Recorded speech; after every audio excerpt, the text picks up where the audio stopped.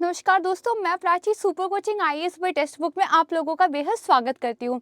Weekly current affair की series में हम लगातार कवर कर रहे हैं अपने प्रीलिम्स के लिए करंट अफेयर को, और आज है मंडे और आज का दिन होता है साइंस एंड टेक्नोलॉजी के करंट अफेयर को डिस्कस करने का। तो आइए साइंस एंड टेक्नोलॉजी से संबंधित पिछले हफ्ते जो भी न्यूज़ में रहा था हमारे एग्जाम के पॉइंट ऑफ व्यू से इम्पॉर्टेंट, उस पर चर्चा करते हैं। सबसे जो पहला टॉपिक है वो है डीप फेक्स। तो यहाँ पर देखिए, आपको पता होना चाहिए कि डीप फेक्स होते क्या हैं। ये आर्टिफिशियल इंटेलिजेंस के डीप लर्निंग पर बेस एक्चुअली एक एप्लीकेशन है जिसके जरिए आप किसी भी पर्सन की वीडियो या वॉइस को बिल्कुल सेम रियल जैसा बना सकते हैं और उसका यूज़ कर सकते हैं। तो इसको थोड़ा ध्यान से समझेंगे। सेकेंड टॉपिक है ब्लॉकचेन इन एग्रीकल्चर। तो हाल ही में सरकार ने ये निर्णय लिया है कि जो एग्रीकल्चर है उसके अंदर एक्सपोर्ट हम चीज़ों का ज़्यादा बेटर तरीके से कर पाए, इसके लिए ब्लॉकचेन टेक्नोलॉजी का यूज़ करेंगे। तो ये तो एक एप्लीकेशन थी। वास्तव में ब्लॉकचेन टेक्नोलॉजी क्या होती है ये आपको पता होना चाहिए, क्योंकि इन जनरल हम बिटकॉइन से इसको जोड़ के देखते हैं, बट एक्चुअली में ब्लॉकचेन टेक्नोलॉजी के मल्टीपल यूजेस एंड एप्लीकेशंस हैं और इस टेक्नोलॉजी की बेसिक अंडरस्टैंडिंग हमें होनी चाहिए उन सब चीज़ों को समझने के लिए। थर्ड टॉपिक है दरअसल 108 इंडियन साइंस कांग्रेस हुई है। तो इसकी थीम क्या थी, इसमें कौन पार्टिसिपेट करता है, किसके द्वारा इसको ऑर्गेनाइज कराया जाता है, इन क्वेश्चंस के आंसर आपको पता होने चाहिए। देन काला जार जो है न्यूज़ में था, इसको समझेंगे किस पैरासाइट की वजह से होता है, इंडिया में अभी इसको लेकर क्या हालात है और गवर्नमेंट ऑफ इंडिया ने कौन सा टारगेट रखा है इसको रेगुलेट करने का, ये हम देखेंगे। एंड देन वायरस वॉर, ये न्यूज़ में था। तो ये क्या है बेसिकली देखेंगे, क्योंकि प्रीलिम्स में क्वेश्चन पूछा जा सकता है कि अभी हाल ही में न्यूज़ में रहा वायरस वॉर, ये क्या था। तो एक स्टेटमेंट के रूप में जो है आपको इसका आंसर देना होगा। आइए सबसे पहला टॉपिक अपना देखते हैं। सबसे पहला है डीप फेक्स।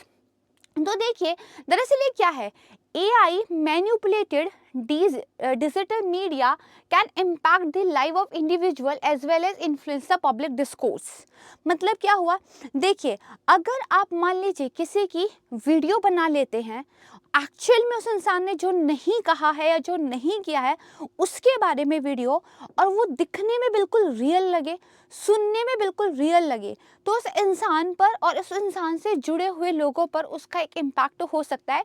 यही बात यहाँ पर बोली गई है। तो इसलिए देखिए जो आर्टिकल आया था वो भी आया था the danger of deep fakes, जिसमें ये पूछा हुआ था वो कौन से तरीके हैं जिनके माध्यम से ये जो artificial intelligent manipulated digital media होता है ये लाइफ्स ऑफ इंडिविजुअल्स को इम्पैक्ट कर सकता है।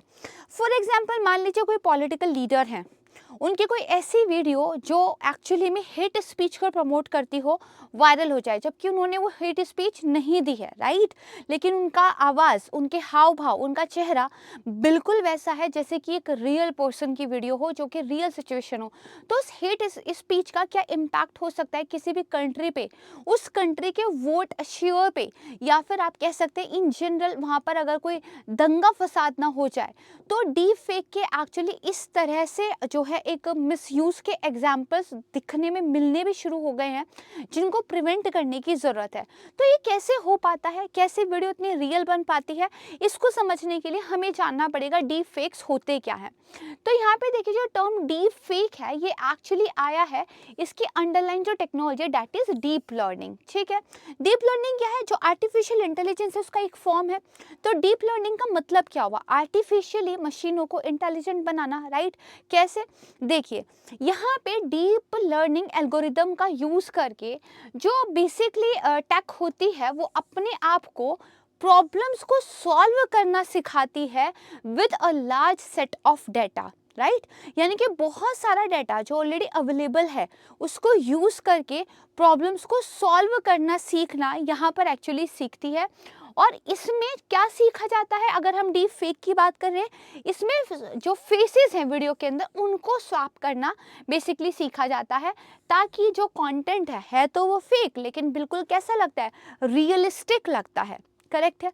तो यहाँ पे बेसिकली एक वर्ड याद रखिएगा दैट इज ऑटो एनकोडर्स। ठीक है, ये जो ऑटो एनकोडर्स होते हैं यही फेस स्वैपिंग टेक्निक का यूज़ करते हैं। यहाँ पे बहुत सारे मेथड्स हैं डीप फेक को क्रिएट करने के लिए, बट जो मोस्ट यूज़ होने वाला है वो है डीप न्यूरल नेटवर्क, जिसमें ऑटो एनकोडर्स इन्वॉल्व रहते हैं। थोड़ा आसान कर लेते हैं। सबसे पहले एक बेस वीडियो चुना जाता है, राइट, जिसमें बेसिकली जिस बेस वीडियो को आपको जो है मैनिपुलेट करके दिखाना है। देन जिस पर्सन की वीडियो या वॉइस को दिखाना है उस पर्सन के डिफरेंट डिफरेंट क्लिप्स जो हैं आप कह सकते हैं मशीन को या उस सॉफ्टवेयर को दी जाती है, राइट। बेसिकली वो जो आपका डीप फेक के लिए टेक्नोलॉजी है, अब वो उन डिफरेंट डिफरेंट क्लिप से उस पर्सन के हाव भाव, वो किस सिचुएशन में किस तरह के एक्सप्रेशन देता है, किस इन्वायरमेंट में किस तरह के एक्सप्रेशन देता है, कैसे उसके फेस मसल्स काम करते हैं, इनको पूरा लर्न कर लेता है। जब एक बार सीख लिया कि किस इंसान को किस तरीके से मुझे बनाना है बेसिकली, तो फिर वो जो 20 वीडियो थी वहाँ पर मैनिपुलेशन की जा सकती है और एक ऐसी वीडियो जो एग्जिस्ट ही नहीं करती थी रियल लाइफ में उसको यहाँ पे बनाया जा सकता है। तो यहाँ पे देखिए जो ऑटो एनकोडर्स होते हैं, दरअसल ये डीप लर्निंग एआई प्रोग्राम के द्वारा क्या करते हैं, स्टडी करते हैं वीडियो क्लिप्स, ये अंडरस्टैंड करने के लिए कि कोई पर्सन वैरायटी ऑफ एंगल्स से या इन्वायरमेंट कंडीशंस में कैसे दिखता है। देन उस पर्सन की मैपिंग कर लेते हैं और फिर उस इंडिविजुअल को जो टारगेटेड वीडियो है उसके अंदर जो है वो मैनिपुलेट करते हैं, कॉमन फीचर्स उनके जो है देख लिए जाते हैं। ये जो डीप फेक है इसमें एक तो जो है हमारा क्या है, ये deep learning neural network use हो रहा है, डीप न्यूरल नेटवर्क। एक दूसरी टेक्नोलॉजी इसके अंदर यूज़ होती है, that is generative adversarial network, GAN। ये जो जनरेटिव एडवर्सियल नेटवर्क है इसके बारे में आज के द हिंदू में, है ना, मैंने जब डिस्कशन किया था वीडियो में तो काफ़ी डिटेल से पढ़ाया था। एक्चुअली द हिंदू के अंदर भी सेम जो है टॉपिक से संबंधित एक आर्टिकल आया था। तो यहाँ पर हमने 3-4 चीज़ों को काफ़ी डिटेल में पढ़ा था। अगर आपने अभी तक वो वीडियो नहीं देखी है तो आप देख लीजिएगा। सुबह वो 7:30 से 8:30 क्लास होती है, लाइव होती है, उसमें हम द हिंदू पेपर डिस्कशन जो है करते हैं, राइट। हम बात कर रहे थे कि इसमें एक तो डीप न्यूरल नेटवर्क यूज़ होते हैं, दूसरा इसमें जनरेटिव एडवर्सियल नेटवर्क यूज़ होता है। ये क्या है, देखिए जनरेटिव, जनरेटिव मतलब जनरेट करना, कोई चीज़ बनाना, राइट। एडवर्सियल मतलब इज नेगेटिव, ठीक है। और नेटवर्क दरअसल यहाँ पे एक होता है आपका जनरेटर और दूसरा जो आपका होता है वो एक्चुअली उसका अपोजिट होता है, ट्रांसफॉर्मर। तो यहाँ पे क्या होगा, मान लीजिए दो चीज़ें बनाई गई, ये एक बनाई है जनरेटर ने और ये दूसरी चीज़ से उसको कंपेयर करना है। तो जब तक ये चीज़ बिल्कुल एग्जैक्टली इसके जैसी नहीं हो जाती तब तक एक फीडबैक का लूप चलते रहता है कि this is real, this is fake, this is real, this is fake. एक टाइम ऐसा आएगा कि जो जनरेटर है वो इतना रियलिस्टिक चीज़ बना देता है कि यहाँ पे उनको डिस्टिंग्विश करना मुश्किल हो जाता है। तो बेसिकली तब जो है मशीन की तरफ से जो आउटपुट निकल के आता है वो बिल्कुल रियलिस्टिक होता है। तो कभी भी अगर आपसे प्रीलिम्स में पूछ लिया जाए कि जनरेटिव एडवर्सियल नेटवर्क्स क्या हैं तो आपको पता होना चाहिए कि आर्टिफिशियल इंटेलिजेंस के अंदर ही एक ये तरीका है जो बेसिकली रियलिस्टिक चीज़ें जो है बना देता है। ये टेक्स्ट हो सकती है, ऑडियो क्लिप्स हो सकती है, वीडियोज़ हो सकती है या फिर कुछ इस तरह का कॉन्टेंट हो सकता है, राइट है। यहाँ पे क्या है, ये डिटेक्ट करता है और इम्प्रूव करता है कोई भी फ्लॉ, ठीक है, मल्टीपल राउंड्स में, ताकि ये हार्ड हो जाए कि जो डीप फेक डिटेक्टर्स हैं उनके लिए डिकोड करना कि इज इट रियल और इज इट फेक, ठीक है। जितना मुश्किल होगा इनकोड करना उतना ही बेटर ये टेक्नोलॉजी मानी जाएगी, राइट। तो देखो डीप फेक कोई भी डिजिटल मीडिया हो सकता है, एनी, चाहे कोई वीडियो हो, ऑडियो हो या इमेज हो, इसको एडिट किया जाता है, मैनिपुलेट किया जाता है, किसके द्वारा, आर्टिफिशियल इंटेलिजेंस के यूज़ के द्वारा। अब ये वाला अगेन एक कीवर्ड ध्यान रखिएगा, this is hyper realistic digital falsification. Hyper realistic, बहुत ज़्यादा सच दिखने वाला, डिजिटल है ना, ये डिजिटली है और क्या है लेकिन फॉल्सिफिकेशन है, सच नहीं है, झूठ है ना।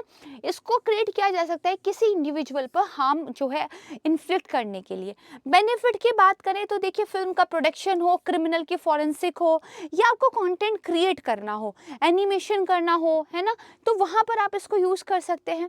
लेकिन इसके हार्म भी है क्योंकि किसी की अगर रेपुटेशन को डैमेज करना हो, किसी के खिलाफ एविडेंसेस को फैब्रिकेशन करना हो तो ये वहाँ पर काम आ सकता है। तो इसके यूज़ भी है और मिसयूज़ भी है। इसीलिए सरकारों से कहा जा रहा है कि आर्टिफिशियल इंटेलिजेंस के इस दौर में बेटर रेगुलेटरी इंटरवेंशंस को लेकर आए, ठीक है, ये समझ में आ गया। अब देखिए यहाँ पर ये बताया हुआ था कि अगर मान लीजिए कोई फेक स्टोरी है वो आप में कन्फ्यूज़न जो है क्रिएट करती है किसी करंट अफेयर के बारे में, तो एक great deal of confusion create करती है, या थोड़ा कंफ्यूजन, या फिर बिल्कुल नहीं। तो यहाँ पे आप देखोगे 64% लोगों ने ये कहा कि कोई फेक न्यूज़ स्टोरी किसी करंट अफेयर के बारे में उनमें काफ़ी ज़्यादा कंफ्यूजन क्रिएट करती है। 24 ने कहा कि थोड़ा कंफ्यूजन तो होता है। केवल 11% लोग ऐसे थे जिन्होंने कहा कि not much.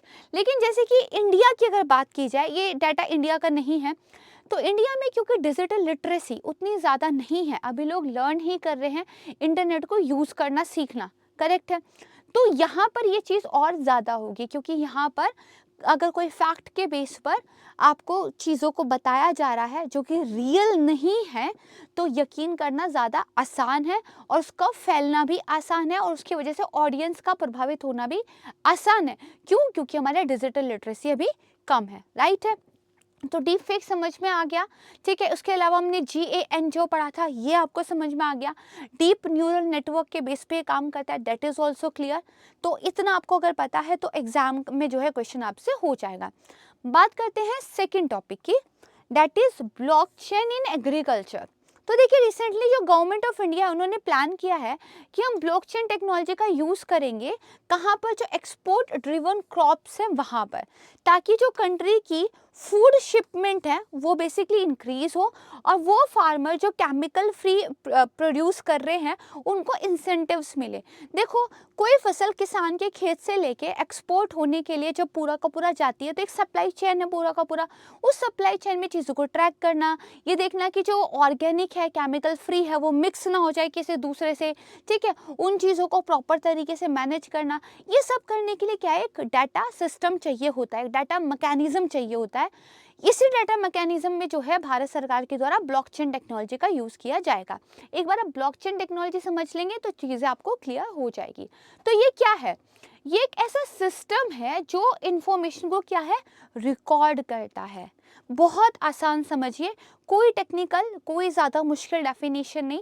What is blockchain technology? It is a system to record information, ठीक है। जो सूचना है उसके अंदर जो है आप कह सकते हैं स्टोर रहती है। किस तरीके से? कि ये लगभग डिफिकल्ट है या इम्पॉसिबल है कि उस सूचना में, उस इन्फॉर्मेशन को चेंज कर सके, कोई हैक कर सके या चीट कर सके। क्यों? क्योंकि मैं आपको बताऊंगी ब्लॉकचेन टेक्नोलॉजी काम ही ऐसे करती है कि यहाँ पर एक बार जो इन्फॉर्मेशन रजिस्टर हो गई उसमें फिर चेंज करना नियर टू इम्पॉसिबल है, ठीक है। तो यहाँ पर देखिए क्या होता है कि जो भी आपने ब्लॉकचेन में, जो भी डिजिटल लेडर में जो भी ट्रांजैक्शन हुई है, वो डुप्लीकेट होती है और डिस्ट्रीब्यूट हो जाती है एंटायर नेटवर्क पे, जो कि कंप्यूटर सिस्टम का है। समझते हैं। दरअसल यहाँ से आप समझिए, मान लीजिए ये कोई ए है जिसने रिक्वेस्ट भेजी कि मुझे किसी बी को पैसे भेजने हैं। यहाँ पे जो रिक्वेस्ट है ट्रांजैक्शन की, उसको ब्रॉडकास्ट कर दिया जाएगा पूरी ब्लॉकचेन टेक्नोलॉजी उस के तहत, जो भी कंप्यूटर के नोड्स जुड़े हुए हैं। मान लीजिए ये पूरा का पूरा नेटवर्क है, इसमें कुछ कंप्यूटर के नोड्स जो हैं जुड़े हुए हैं, करेक्ट। यहाँ पे ए है, राइट, और ये बी को पैसे भेजना चाहता है। तो ये जो ई बी को पैसे भेजना चाहता है, ये इन्फॉर्मेशन इनको सबको ब्रॉडकास्ट की जाएगी, इन सब के पास ये जो है इन्फॉर्मेशन जाएगी। फिर आता है स्टेप वैलिडेशन का। देखिए, इस नेटवर्क में जितने भी नोड हैं, ये जो भी कंप्यूटर्स जुड़े हुए हैं ना, इनको नोड कहते हैं। तो जितने भी नोड हैं वो वैलिडेट करते हैं ट्रांजैक्शन को, और यूज़र का जो स्टेटस है उसको एक एल्गोरिदम का यहाँ पे यूज़ होता है।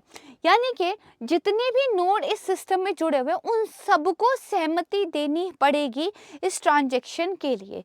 फिर जब ट्रांजैक्शन एक बार वेरीफाई हो जाती है, चाहे वो क्रिप्टो करेंसी हो, कोई कॉन्ट्रैक्ट हो, या कोई और रिकॉर्ड हो, या कोई अदर इन्फॉर्मेशन हो, ठीक है। जब एक बार वो वेरीफाई हो जाती है तो बेसिकली वो ट्रांजैक्शन एक ब्लॉक के रूप में, ठीक है, एक लेजर में क्या है, स्टोर हो जाती है। देखो यहाँ पे जो ब्लॉकचेन टेक्नोलॉजी है ना, एक चेन की तरह, इसीलिए नाम क्या है, ब्लॉक चेन। तो यहाँ पे ब्लॉक्स की एक चेन जो है रहती है। तो अगर कोई एक इन्फॉर्मेशन है वो यहाँ जुड़ गई, दूसरी इन्फॉर्मेशन यहाँ, तीसरी यहाँ, ऐसे जब ये ए ने बी को ट्रांजैक्शन की, पैसा भेजा, ये इन्फॉर्मेशन ब्रॉडकास्ट हुई, वैलिडेशन हुआ, अलाउ हो गया, तो ये भी एक ब्लॉक के रूप में इस चेन में आगे जुड़ जाएगी। अब इस ब्लॉक को हटाना यहाँ से संभव नहीं है। जैसे यहाँ पे आप देखोगे एक न्यू ब्लॉक जो है ऐड हो गया है, और फाइनली जो है आपकी ट्रांजैक्शन कंप्लीट हो गई है, राइट। इस तरीके से काम करता है। तो देखो यहाँ पे क्या होता है, ये एक शेयर्ड इम्यूटेबल लेजर है जो फैसिलिटेट करता है the process of recording transaction and tracking asset in a business and network. जैसे आपको कोई चीज़ ट्रैक करनी है तो ये जो ब्लॉक्स हैं उस इंफॉर्मेशन से रिलेटेड जुड़ते चले जाएंगे, तो इनके आधार पर जो भी सूचना है उसके द्वारा आप चीज़ों को ट्रैक भी कर पाएंगे। राइट है, यहाँ पर कोई भी बीच के ब्लॉक को हटा नहीं सकता है, इसीलिए ये बहुत सेफ एंड सिक्योर इंफॉर्मेशन होती है। ठीक है, जैसे कोई टेंजिबल चीज़, हाउस, कार, कैश, लैंड या कोई इनटेंजिबल चीज़ जैसे intellectual property, patent, copyright, branding, इन सबको जो है ब्लॉकचेन टेक्नोलॉजी के द्वारा सेफ एंड सिक्योर किया जा सकता है। ठीक है, यहाँ पे रिस्क जो है रिड्यूस हो जाता है, कॉस्ट कम हो जाती है, क्योंकि डाटा को सेफ एंड सिक्योर रखने के लिए आपको एडिशनल तरीके यूज़ नहीं करने पड़ते। इटसेल्फ जो आपका इंफॉर्मेशन मैकेनिज्म सिस्टम है, दैट इज ब्लॉकचेन टेक्नोलॉजी, वही आपके डाटा को सेफ एंड सिक्योर करता है, कोई अलग से चीज़ करने की ज़रूरत नहीं है। देखिए यहाँ पे बेसिकली क्या होता है, जो सारे नेटवर्क मेंबर्स हैं, है ना, उनके पास प्रिविलेज डिस्ट्रीब्यूट रहता है, ना कि किसी एक सिंगल सर्वर या एडमिनिस्ट्रेटर पर।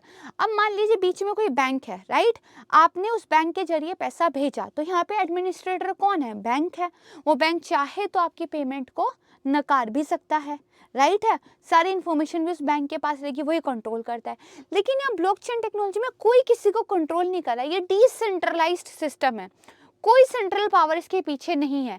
यहाँ पे जो इन्फॉर्मेशन जैसे जनरेट हो रही है सबके पास बराबर जाती है, सबकी वैलिडेशन यहाँ पे होती है और वो ब्लॉक जुड़ जाता है। ठीक है, तो यहाँ पे सबको क्या है, इक्वल प्रिविलेज है। मल्टीपल पार्टीज जो क्या है फिर एक्सेस कर सकती है और वैलिडेट कर सकती है न्यू डाटा बेसिस को।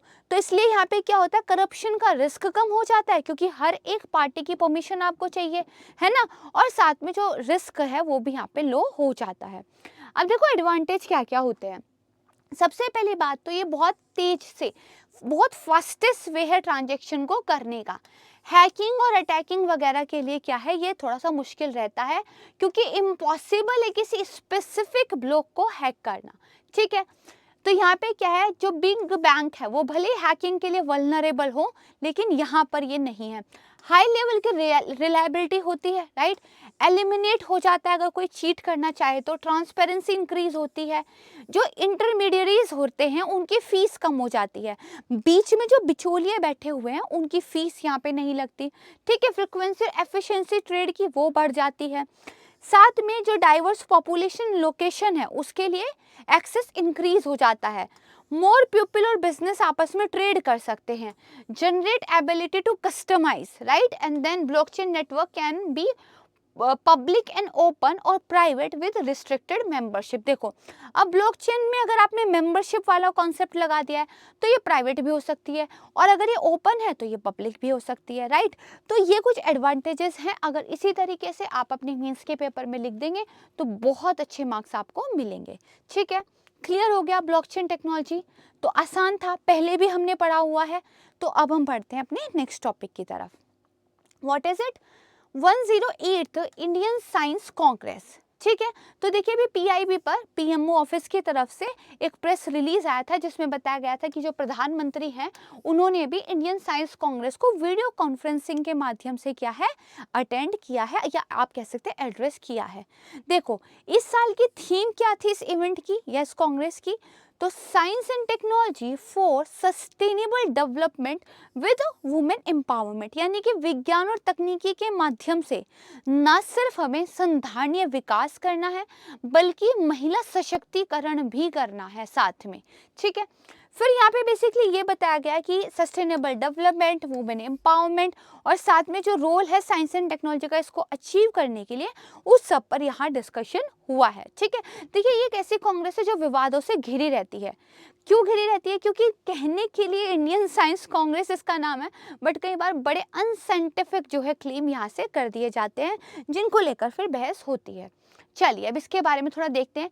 ये अपनी तरह का एक ऐसा इवेंट है इंडिया का जो न सिर्फ साइंटिस्ट और रिसर्चर्स हैं बड़े बड़े इंस्टीट्यूट के, है ना, लेबोरेटरीज के, सिर्फ उनको ही साथ नहीं लाता बल्कि कॉलेज और यूनिवर्सिटी के जो प्रोफेसर हैं, टीचर हैं साइंस के, उनको भी साथ लेके आता है। तो ये एक ना आप कह सकते हो बड़ा डेमोक्रेटिक प्लेटफॉर्म है जहाँ पर सिर्फ बड़े बड़े लोग ही नहीं बल्कि कॉलेज यूनिवर्सिटी के जो टीचर और प्रोफेसर हैं साइंस से रिलेटेड, वो भी पार्टिसिपेट कर सकते हैं डिस्कशन में। राइट। यहाँ पे स्टूडेंट के साथ और जनरल पब्लिक के साथ भी क्या है, एक इंटरेक्शन किया जाता है विज्ञान से संबंधित मैटर्स पर। ऑर्गेनाइज इसको कौन करता है? अब this is important fact for आपके प्रीलिम्स का एग्जाम। तो देखिए, इंडियन साइंस कांग्रेस एसोसिएशन, ठीक है, इसके द्वारा ये जो है ऑर्गेनाइज कराया जाता है। अब इंडियन साइंस कांग्रेस एसोसिएशन की बात करें तो ये एक इंडिपेंडेंट बॉडी है, ठीक है। किसके अंडर में काम करती है? इसको सपोर्ट मिलता है department of science and technology से। तो पहली बात तो एक इंडिपेंडेंट बॉडी है तो किसी के अंडर नहीं आती, बट एक सपोर्ट मिलता है इसको department of science and technology से, ठीक है। जैसे कि मैंने बताया कई बार ये बेसिकली न्यूज़ में जो है गलत रीज़न से रहता है, तो सूडो साइंसेस को प्रमोट करना, बाइसिस को लेकर बात करना, कई बार अनसाइंटिफिक डिस्कशन हो जाना, है ना, कई बार जो है बिना प्रूफ्स के जो है कुछ क्लेम्स करना, उन सारी चीज़ों पे जो है यहाँ पर बात हो जाती है। जिसलिए फाइनली क्या है, न्यूज़ में ये नेगेटिव जो है, आप कह सकते हैं नेगेटिव न्यूज़ में ये रहते हैं। यहाँ पे प्रधानमंत्री जी की आप देख सकते हैं 3 जनवरी 2023 को जब उन्होंने 108वें इंडियन साइंस कांग्रेस को संबोधित किया तो कहा कि आने वाले 25 वर्षों में जो है भारत ऊंचाई पर होगा और वैज्ञानिकों की इसमें बड़ी भूमिका है। साथ ही उन्होंने ये कहा कि भारत की जो साइंटिफिक कम्युनिटी है ना, भारत को 21वीं सदी में वो मुकाम हासिल करवाने में मदद करेगी जिसका भारत जो है हमेशा से एक हकदार था, ठीक है। तो दिस इज क्लियर, आसान था। चलिए अब हम चले नेक्स्ट टॉपिक की तरफ चलते हैं। तो नेक्स्ट टॉपिक है हमारा कालाजार। यहाँ पे देखिए 98.7% decline in kala azar cases since 2007 in India health ministry. तो जो हमारा परिवार एवं स्वास्थ्य कल्याण मंत्रालय है उनकी तरफ से एक डाटा आया है कि जो बीमारी है कालाजार, इसमें दरअसल हम क्या है इम्प्रूवमेंट कर रहे हैं। तो देखो, जहाँ बेसिकली 2007 में करीब 44,533 केस थे, वहीं इसमें 98.7% का डिक्लाइन आया है और 2022 में अब इसमें कुल केसेस है 834। देखिए, इंडिया ने कमिटमेंट रखा हुआ है कि 2023 तक हमें कालाजार जो है एलिमिनेट कर देना है, खत्म कर देना है। तो अब इस एलिमिनेट करने की भी कोई डेफिनेशन रखी होगी कि भाई ऐसा हो जाएगा तो मान लिया जाएगा कालाजार एलिमिनेट हो रहा है। तो वो जो डेफिनेशन है वो ये है कि हमें रिड्यूस कर देने हैं जो एनुअल इंसिडेंट्स होते हैं कालाजार के टू लेस देन 1 केस पर 1000 people at the sub district level, ठीक है। यानी कि उप जिला के स्तर पर 10,000 लोगों में सिर्फ एक ही केस आए, वो वाला जब मामला पहुंचेगा तब माना जाएगा कि एलिमिनेट हो रहा है, राइट। अब इसके बारे में थोड़ा सा देख लेते हैं। देखिए, एक मोस्ट सीवियर फॉर्म है किसकी? लेशमेनियासिस की, ठीक है। ये दरअसल प्रॉपर डायग्नोसिस के बिना क्या हो जाता है, हाई फेटल जो है एक बीमारी है, यानी कि इसमें हाई फेटलिटी होती है। इसको एक नेग्लेक्टेड ट्रॉपिकल डिजीज भी माना जाता है। आपको याद होगा मैंने कुछ दिन पहले ही द हिंदू में और वीकली में जो हमारी रेयर डिजीज होती हैं उसके बारे में पढ़ाया था। इसी तरीके से नेग्लेक्टेड ट्रॉपिकल डिजीज भी होती है, वो बीमारियां जो जनरली ट्रॉपिकल एरिया में मिलती है क्योंकि यहाँ पे ह्यूमिडिटी ज़्यादा है, टेम्परेचर ज़्यादा है, हाइजीनिक कंडीशंस को लेके इश्यूज़ हैं क्योंकि यहाँ पे डेवलपिंग कंट्रीज ज़्यादा आती हैं, ठीक है। तो इन बीमारियों का क्योंकि स्पेसिफिक रीजन में प्रचार है या आप कह सकते हैं इनका फैलाव है, तो इनको लेके ज़्यादा उपचार, ज़्यादा रिसर्च डेवलपमेंट, इनको लेके ज़्यादा मेडिसिन दिखाई नहीं देती है क्योंकि नेग्लेक्ट हो रही हैं बीमारियां, इस तरह की हैं। अब जाके फाइनली एक जागरूकता आनी शुरू हुई है। तो कालाजार भी एक नेग्लेक्टेड ट्रॉपिकल डिजीज है, इसको याद रखिएगा। कैसे फैलता है? ये जो एक प्रोटोजोआ पैरासाइट होता है उसके द्वारा ये फैलता है। क्या बेसिकली किस जीनस से है? वही लेशमेनिया जीनस जो है उसके द्वारा है। यानी कि जो सेंड फ्लाई होती है उसकी बाइट की वजह से कालाजार हो जाता है। सिम्टम्स की बात करें तो fever, weight loss, fatigue, anaemia, substantial swelling in the liver and spleen, ये बेसिकली इसके कुछ सिम्टम्स हैं, ठीक है। ये क्लियर हो गया। अब देखिए, इसको सेकंड डेडलीस्ट पैरासाइट किलर माना जाता है पूरे वर्ल्ड में। तो पहला कौन सा है? पहला मलेरिया है, ठीक है। दूसरा इंपॉर्टेंट फैक्ट ये है, जो इंडियन सब कॉन्टिनेंट है, जो भारतीय उपमहाद्वीप है, वहां पर ये एंडेमिक है, राइट। वहां पर क्या है? ये एंडेमिक है, यानी कि इस एरिया के अंदर ये मिलता है जनरली। और 119 जिले पड़ते हैं करीब 4 कंट्रीज में, बांग्लादेश, भूटान, इंडिया और नेपाल, ठीक है, जहाँ पर ये एक एंडेमिक है। अगर भारत की बात करें तो भारत के 4 राज्यों में ये एंडेमिक है, जैसे बिहार, उत्तर प्रदेश, झारखंड और वेस्ट बंगाल, ठीक है। ट्रीट कैसे किया जा सकता है? तो जो एंटी लेशमैनिया मेडिसिन होती हैं उनके द्वारा जो है इसको ट्रीट किया जा सकता है। सरकार इसके लिए कुछ कदम भी उठा रही है, ठीक है। तो देखिए, एक तो हो गई आपकी मेडिसिन ही है लीशमैनियल, ठीक है, मेडिसिन। दूसरा आपका क्या है, एक नेशनल कालाजार एलिमिनेशन प्रोग्राम सरकार चला रही है, और national vector borne disease control programme भी सरकार के द्वारा चलाया जा रहा है, ठीक है। दोनों प्रोग्राम के नाम याद रखिएगा, प्रीलिम्स में जब क्वेश्चन का आंसर आप सॉल्व करते हैं वहाँ पे काम आ जाते हैं, राइट। यहाँ पे अगेन जो है इसके बारे में कुछ बताया गया है कि देखिए साइन और सिम्टम क्या, रीअकरिंग फीवर होता है, loss of appetite, weakness, spleen enlargement हो जाती है, एनीमिया हो जाता है, ठीक है। यहाँ पर बेसिकली ओनली नॉन वेक्टर है कालाजार का, कौन सा, ये जो सैंड फ्लाई का है, ठीक है। और ये बेसिकली क्या करता है, इंडिया में बेसिकली जो लेज़मेनिया डाउनोवानी है, ये ओनली पैरासाइट है जो इस डिजीज को कॉज करता है, भारत की मैं बात कर रही हूँ, ठीक है। और ये स्लो प्रोग्रेसिंग इंडिजीनियस डिजीज है, करेक्ट है, मैंने आपको बताया एंडेमिक है ये यहाँ पे, ठीक है। फिर इसके बारे में बताया गया कि जो फीमेल सैंड फ्लाई होती है वो इस पैरासाइट को पिकअप कर लेती है, ठीक है, जब भी वो किसी होस्ट के पास गुजरती है। तो मान लीजिए ये सैंड फ्लाई है, किसी इन्फेक्टेड पर्सन से, रोडेंट से, डॉग से, फॉक्सेस से ये क्या है, बेसिकली इस पैरासाइट को जो है पिक कर लेती है और किसी हेल्दी पर्सन को बेसिकली फिर ये क्या है, इन्फेक्ट कर देती है।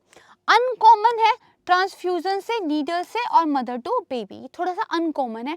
सैंड फ्लाई के बाइट से ये होता है, दैट इज कॉमन, करेक्ट है, समझ में आ गया, याद रखेंगे, ठीक है। चलिए फिफ्थ जो है टॉपिक की बात करते हैं, छोटा सा है, आसान से, वायरोवोर। यहाँ पे देखिए ये पहला ऐसा जो है हमें पता चला है कि इसकी जो डाइट है ना, वायरस है, और वायरस ओनली डाइट है, इसलिए इसको टर्म जो दी गई है वायरोवॉरी वो बेसिकली दी गई है। यहाँ पे क्या दिया गया है, an organism that eats viruses discovered, ठीक है। तो हमें क्या पता चला, आसान सा एक ऑर्गेनिज्म है जिसका नाम हमें वायरोवोर दे दिया है, जो क्या है, वायरसेस को खाता है, ये हमें पता चला है, ठीक है।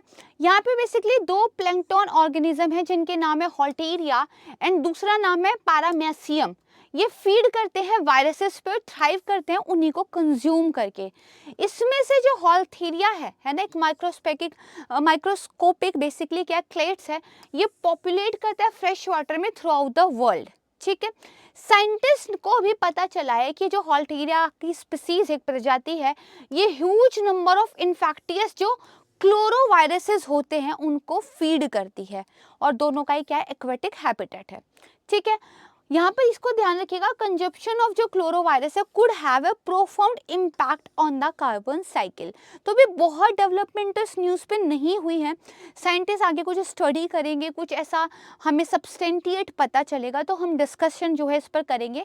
फिलहाल के लिए वायरोवोर क्या है, इस टर्म का मीनिंग आपको पता होना चाहिए, that is very important. Viruses पे क्वेश्चन यूपीएससी ने पहले भी पूछा हुआ है, और पेंडेमिक के बाद से ये जो बेसिकली पैरासाइट है, वायरस, बैक्टीरिया, दिस ऑल जो है ये आपके लिए इंपॉर्टेंट हो जाते हैं, करेक्ट है। चलिए अब यहाँ पे आपसे देखिए 2 क्वेश्चन पूछे हुए हैं। पहला डीप फेक के बारे में क्वेश्चन पूछा हुआ है, 2 स्टेटमेंट है, आपको इसके बारे में सही उत्तर देना है। देन दूसरा जो क्वेश्चन है वो कालाजार के बारे में पूछा हुआ है, यहाँ पे आपको 4 स्टेटमेंट दी हुई है, ठीक है। इनमें से कौन सा गलत है, ध्यान रखिएगा, कौन सा गलत है, नॉट करेक्ट जो है आपसे पूछा हुआ है। तो प्रश्न को जब सॉल्व करें तो करेक्ट और इनकरेक्ट इसका ज़्यादा ध्यान रखें, कई बार यहीं पे गलती हो जाती है, ठीक है। इसको भी सॉल्व करने का ट्राई कीजिएगा। यहाँ पे देखिए सिम्टम्स जो हैं इसके बारे में काफ़ी सारे बताए हुए, एक बार इनको पढ़ लीजिएगा, ठीक है। तो यहाँ पर हमारा आज का वीडियो खत्म होता है। मुझे उम्मीद है कि आपके प्रीलिम्स के करंट अफेयर की तैयारी बहुत अच्छे से हो पा रही होगी सब्जेक्ट वाइज। जब आपका पेपर पास आएगा तो आप प्लेलिस्ट में जाके प्लेलिस्ट में जाके सब्जेक्ट वाइज करंट अफेयर बहुत आसानी से रिवाइज कर सकते हैं। और इसके साथ ही आप हमारा daily current affair programme the Hindu editorial discussion वो भी ज्वाइन कर सकते हैं, जो कि लाइव क्लास होती है सुबह 8:30 से 9:30। अब उसका टाइमिंग हमने 7:30 से 8:30 कर दिया एक्चुअली, और सुबह कर दिया है ताकि सुबह सुबह आपका न्यूज़पेपर खत्म हो जाए। और अगर ये दोनों प्रोग्राम आप कर लेते हैं तो that is sufficient for the current affair. बाकी हम आपके लिए और क्या कर सकते हैं इस पर अभी बातचीत कर रहे हैं, जल्दी हम कुछ ना कुछ अनाउंसमेंट करेंगे। और याद रखिएगा अभी सुपर कोचिंग पर 9th ईयर एनिवर्सरी सेल चल रही है। एक्चुअली 9 साल बेमिसाल हमें जो है एज अ टेक्स्ट बुक 9 साल पूरे हो गए हैं, और इसीलिए हम आपके लिए एक सेल लेकर आए हैं जहां पर आपको एक्स्ट्रा वैलिडिटी मिलती है कोर्स के लिए, और इसके अलावा आपको जो है डिस्काउंट भी मिलता है। ठीक है, जो यहाँ पे सुपर टीचर्स हैं उनके द्वारा पढ़ सकते हो। और यहाँ पर एक ही फीस स्ट्रक्चर में आपको GS, optional, C set, NCERTs, test series, prelims and mains के लिए करंट अफेयर सब कुछ अवेलेबल कराया जाता है। तो मुझे उम्मीद है कि आपको बहुत मदद मिलेगी अगर आप सुपर कोचिंग प्लेटफॉर्म को ज्वाइन करते हैं। यहाँ पर मैं लेती हूँ आपसे विदा, बहुत जल्द मिलूंगी एक नई वीडियो के साथ, एक नए करंट अफेयर पर चर्चा के साथ। तब तक के लिए खुश रहिए, स्वस्थ रहिए, सुखी रहिए। Thank you so much. नमस्कार, जय हिंद।